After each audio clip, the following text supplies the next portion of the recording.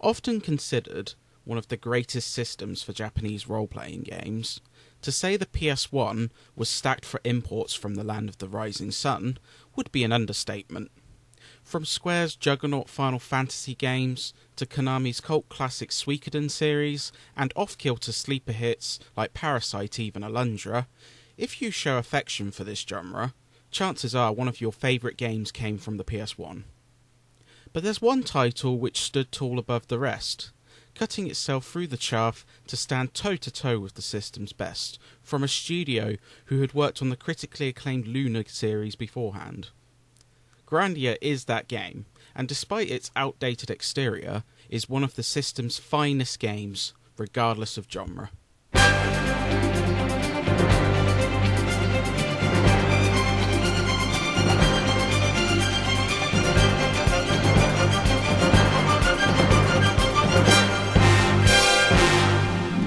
Justin is a young lad from the port town of Palm who craves to become an adventurer like his deceased father while causing trouble for his mother Lily and childhood friend Sue.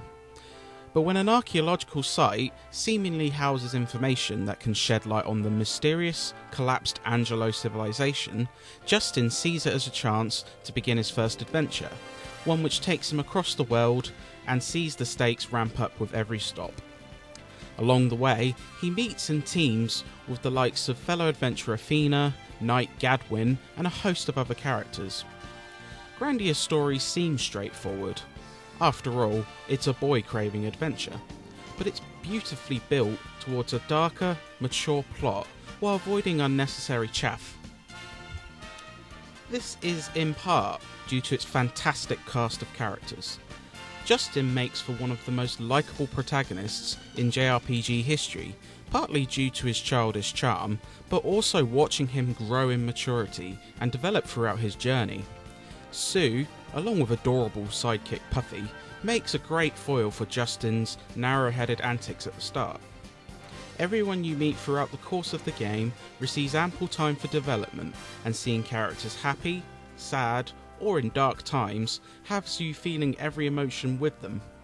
Twists catch you off guard, departures will bring a tear to your eye, and triumphs will have you celebrating too. It's a tour de force that balances emotional weight with light-hearted drama that avoids brooding while taking itself seriously. Grandia's world is also a delight to explore. While not quite as open as some of its peers, the varied and engaging locales will surprise you. Highlights include exploring a ghostly pirate ship, scaling a seemingly endless wall of sliding paths, and getting lost in a thick jungle with oversized flora that dwarf our heroes. Towns often serve as not only a chance to rest, save, and restock, but also embrace a new culture. Palm's rustic charm and lively atmosphere is stark in contrast to the misty, isolated Luke village. Exploration rewards items and experience, as well as more background on every locale. And just when you think Grandia has shown all it can offer, a new part of the world opens up. It's genuinely a delight exploring Elencia.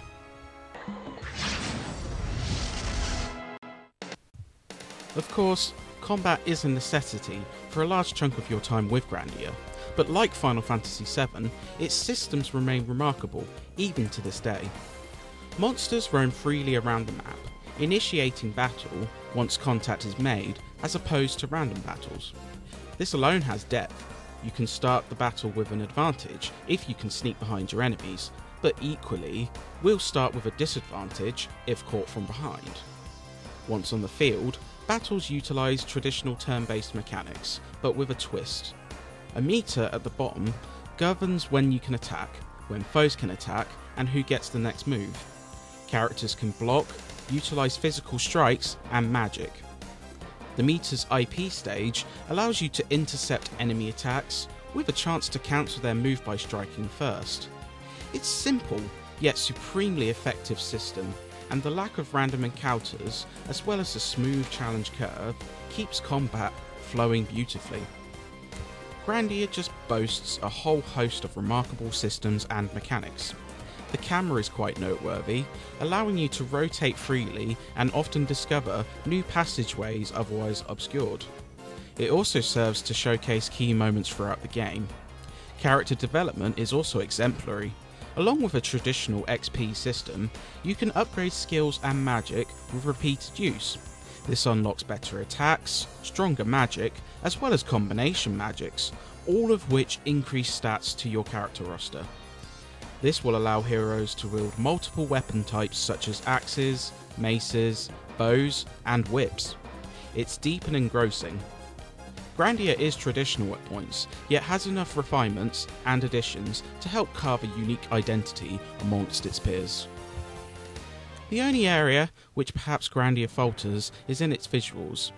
A port of a 1997 Sega Saturn game, it's easy to see how it was considered dated when it would hit PAL Shores in 2000.